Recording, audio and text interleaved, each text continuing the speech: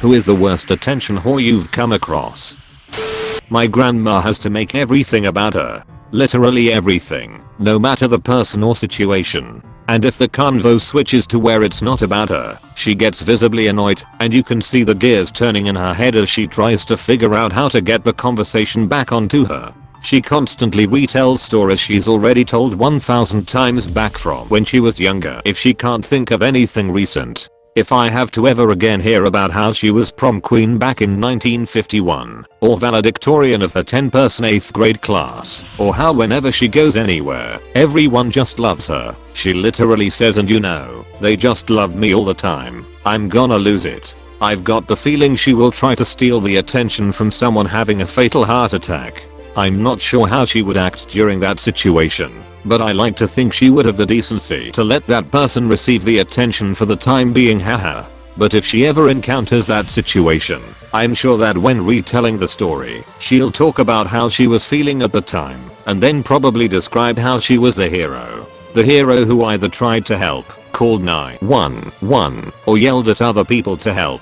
How the person either wouldn't have been saved if it wasn't for her, or, if they didn't make it, how she did everything she could, so at least she knows she can sleep peacefully at night. Honestly, it's really sad. I don't know why she's like this. Even though she gets attention all the time, she's still been starved for attention as long as I've been alive, and way before. From what my parents tell me, she's not at all a bad person, just so obnoxiously attention seeking. Sister-in-law. At our wedding she did everything she could to steal attention away from her sister, my wife. She wore a dress that she had altered to be both low-cut and short-skirted. Then when no one was paying her attention, kept accidentally dropping things so she would bend over to pick them up. When her dad remarried, she was telling people at the ceremony that she had cancer, but had come to terms with it. She didn't have cancer. My fiance has been my best friend since we were kids. Once, in high school, he was dating a girl who decided that after scaring the shit out of him by trying to cuff him to the bed against his will, she was going to threaten to kill herself if he dumped her. About 10 years later I ran into her at a party. She was there with her husband and infant son, not the kind of party you take a baby to, but okay. She proceeded to tell me how they never technically broke up since being 15 years old. His answer to "if you dump me, I'll kill myself" was to just stop talking to her. And because of that, they were technically still together, and she was cheating on him with her husband, making her son a bastard. She was 100% serious, and she also told me to tell him she wanted an apology. This was in front of a lot of very stunned people. Man, I feel bad for her husband. Yeah, by all accounts he's a nice guy. I had classes with his sister in school. The whole family seemed really kind and chill. How she ended up with him is a mystery to me. Honestly, he probably has low self-esteem. There's a girl in my college classes who claims her dad owns a huge soccer team but doesn't know the name. She's dating one of the LA Lakers, but can't give his name out. But she is also talking to someone who's in the NFL to keep her options open. She says her dad works at a local steel factory and has no idea where his extra money comes from because he gives her hush money, then called another girl out in class for lying to fit in. How does she keep her stories straight? Got confused just reading this. She's a human version of a headache. Every day she walks and I sigh very deeply. Careful now, she could get LeBron to beat your ass. I went to high school with a girl like that. She was Indian and her parents owned a cheap motel in my hometown. They would take trips back to India to see their family, and she used to tell all of us she had this huge mansion in India, and she was friends with some Middle Eastern prince, and they had all these fancy cars, and she was dating some super rich Indian guy, but could never provide any pictures of these belongings or these people she knew. Her family lived inside the hotel they owned, and drove moderate vehicles. There's no way in hell they were wealthy. Middle class probably, but not wealthy. Edit. To be clear, I'm not doubting that their money could go a considerable amount further in India than in the US. I'm saying that the stuff she claimed she had in India never existed to begin with. She first told all of us the story of her wealth when we were in 5th grade. We asked for pictures because we were in, or that we knew someone who had a mansion, but after years of her stories with no proof we realized she was just full of shit. Her family would go back to India about twice a year. We graduated in 2009, so by the time we were in high school, everyone had a camera phone. In all that time she never managed to snap a single picture of any of the things she claimed to have while in India. Yet, she was able to take pictures of a lavish wedding she attended there for her cousin. I used to go to school with this kid who had a single mum. They lived in a pretty bad area in a council house that was pretty run down, but was kinda nice inside. He used to talk all the time about how his dad lived in Lebanon and was super rich and had all these fancy cars and would sometimes even come into school with pictures of some car and say it was his dad's. I spent most of my childhood thinking this kid was just an idiot who lied all the time. Fast forward a few years, I bump into him in my hometown and we go for a few drinks, and he's still up to his old lies about how he's been traveling all the time and his dad bought him this big house, blah blah. So at the end of the day I look him up on Instagram and follow him. All of it was true. The houses, the cars, all of it. I never quite got over that.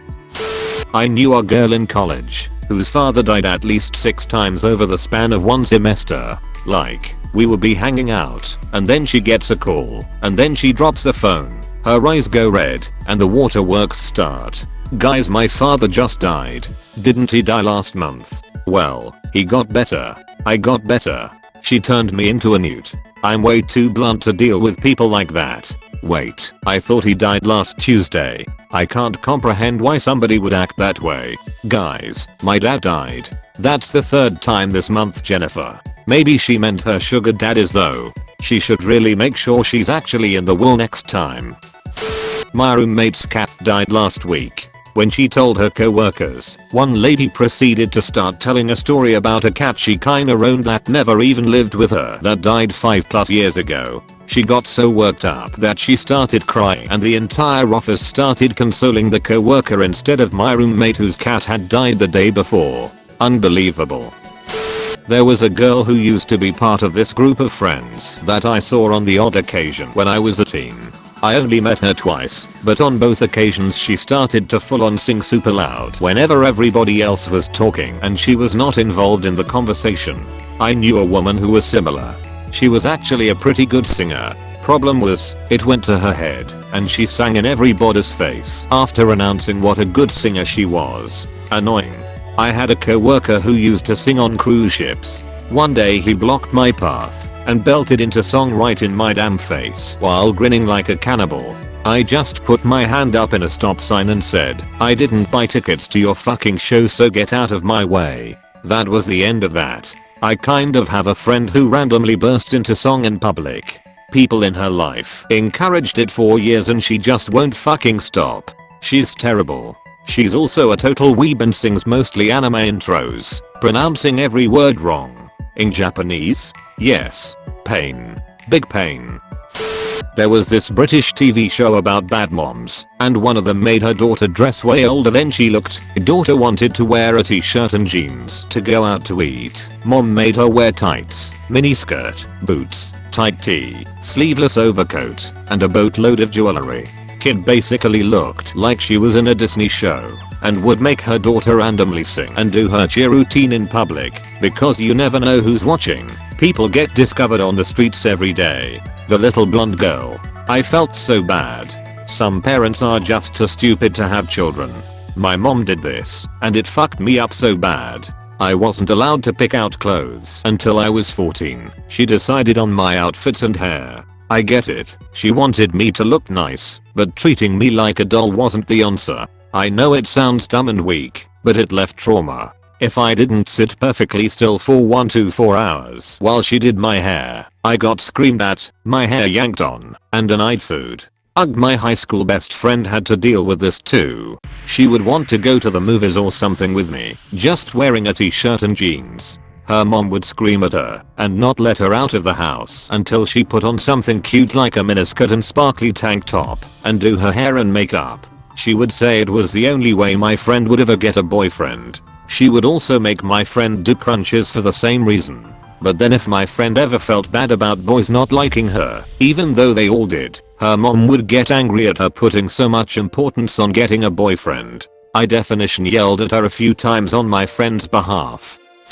Anyone who checks in at the hospital on Facebook or posts a picture in the hospital room then tells someone to message them for what happens, or says they don't wanna talk about it. Or worse, the ones who check in when it's their kid in hospital, including photos of said kid looking pale or clutching a broken limb. Put the phone down, Hazel, and tend to your kid. There was a girl in my college that constantly would say shit. During orientation she told people she was recovering from brain cancer, didn't happen, and was partially deaf. She wasn't. She then found out my friend had epilepsy, so she started doing these exaggerated tremors. She then would fake seizures all the time for all the years she was there, which was a pain in the butt, because I would have to treat them like real ones. She did it once during a power outage for the most attention possible. She did it so often that once 911 hung up on someone calling it in, because they knew it was her. Edit. Since I keep getting comments about 911 hanging up, I feel like I should mention that the person who called was also a dispatcher. Sounds like a pathological liar. If that's the case, I hurt for her. Being addicted to lying is a lot like being addicted to anything else. If it doesn't ruin your life, it will be difficult to change, and relapses may be painful.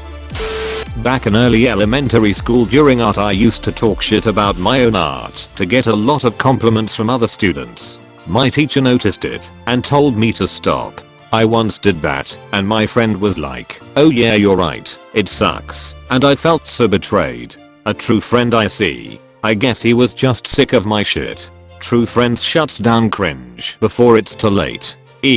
Hope you continued your art though. My high school ex posted a picture of a knife to his wrist on Twitter after I broke up with him for cheating on me and being pathological liar. He told everyone to message me and to talk to him. I cut off all contact, or he was going to kill himself. I hate that I was young and dumb, so it worked, and we ended up back together. I once had a guy do that, but we'd been on like 3 dates. Called the cops on his pathetic ass. He got all upset with me because his parents got angry with him, lol. But I totally understand the young and dumb part, especially if you once cared about this dude and you don't want to see him in pain. Good way to handle it.